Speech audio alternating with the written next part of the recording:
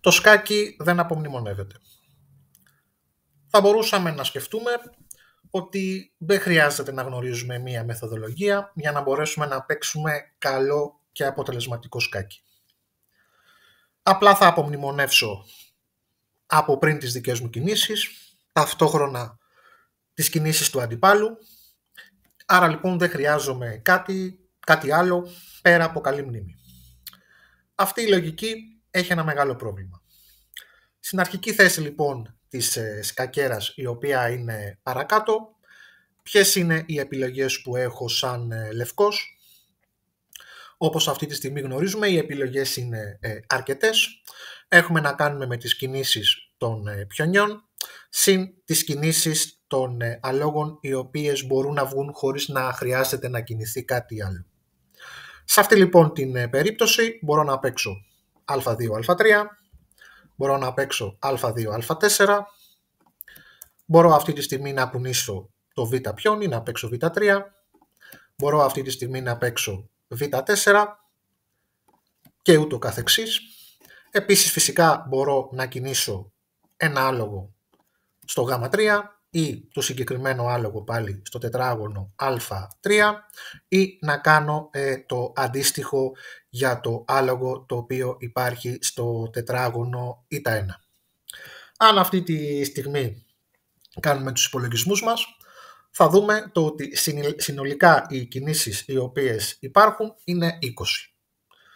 8 πιόνια από 2 κινήσεις που μπορεί να κάνει το καθένα, 2 ύποι, 2 κινήσεις που μπορεί να κάνει ο κάθε ύπος, άρα λοιπόν 4.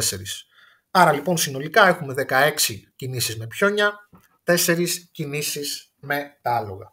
Ας τις δούμε στην σκακέρα. Μπορούμε να παίξουμε α2, α3, α2, α4, β2, β3, β2, β4, γ3, γ4, δ3, δ4, ε3,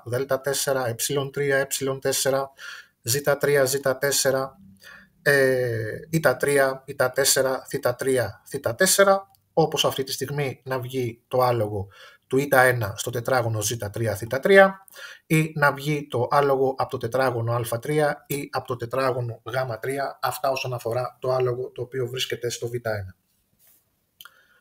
Αν υποθέσουμε το ότι σε όλες αυτές τις δυνατές κινήσεις έχουμε παίξει την κίνηση, ας υποθέσουμε ε2, ε4, βλέπουμε το ότι σε αυτήν εδώ την περίπτωση υπάρχει η δυνατότητα να κινηθεί η βασίλισσα από το τετράγωνο δ1 μέχρι το τετράγωνο θ5, ενώ υπάρχει και περίπτωση ο αξιωματικός από το ζ1 να φτάσει μέχρι το τετράγωνο α6.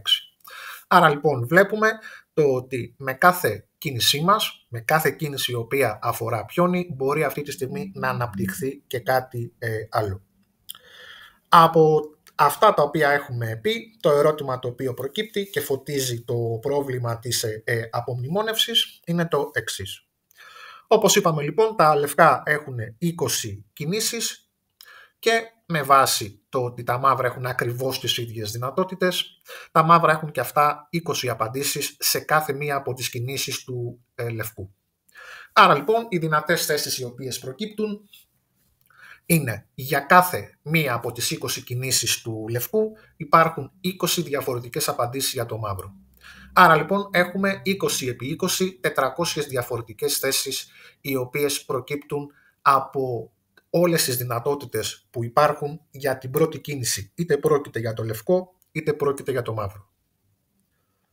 Διαλέγοντας μία κίνηση, ας υποθέσουμε την κίνηση ε2, ε4, είπαμε προηγουμένως το ότι αφήνεται η δυνατότητα στη βασίλισσα να αναπτυχθεί από το τετράγωνο δ1 μέχρι το τετράγωνο θ5, ας το σημειώσουμε με ένα βελάκι, όπως επίσης και τον αξιωματικό από το ζ1 μέχρι το τετράγωνο α6. Το οποίο σημαίνει το ότι ο λευκός με την κίνηση ε2, ε4 που έκανε αυξάνει τις πιθανότητές του να κινήσει κάτι διαφορετικό στη δεύτερη του κίνηση. Πιθανόν κάτι ανάλογο θα συμβαίνει και από το μαύρο. Άρα λοιπόν στις 400 δυνατές θέσεις που υπάρχουν στο πρώτο ζευγάρι των κινήσεων, στο δεύτερο ζευγάρι των κινήσεων θα είναι πολύ περισσότερες, γιατί υπάρχει δυνατότητα να βγουν περισσότερα λευκά κομμάτια στο παιχνίδι, όπως επίσης το ίδιο μπορεί να συμβεί και με τα αντίστοιχα μαύρα. Άρα λοιπόν από τις 400 κινήσεις του πρώτου ζευγαριού, πιθανότατα στο δεύτερο ζευγάρι θα έχουμε αρκετές χιλιάδες. Καταλαβαίνουμε το ότι όσο αυτή τη στιγμή αυξάνονται οι κινήσεις των πιονιών, θα αυξάνονται και οι δυνατότητες κομματιών οι οποίες θα υπάρχουν για να βγουν έξω. Φυσικά το ίδιο θέμα θα έχει και ο λευκός, το ίδιο θέμα θα έχει και ο μαύρος.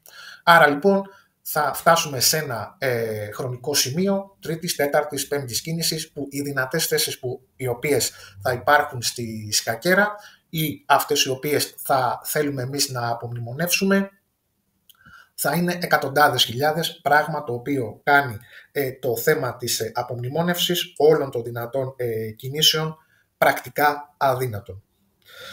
Άρα λοιπόν, τι πρέπει να κάνουμε σε αυτού του είδους την περίπτωση? Κατανοούμε το ότι αυτή η κατάσταση δεν είναι απομνημονεύσιμη. Η λύση είναι το ότι θα πρέπει να έχουμε μια μεθοδολογία, έναν αλγόριθμο δηλαδή, που θα ακολουθούμε βήμα-βήμα για να μπορέσουμε να καταλήξουμε στη σωστή κίνηση. Αυτό θα είναι το θέμα ανάλυσης στα επόμενα μαθήματα τα οποία θα ακολουθήσουν.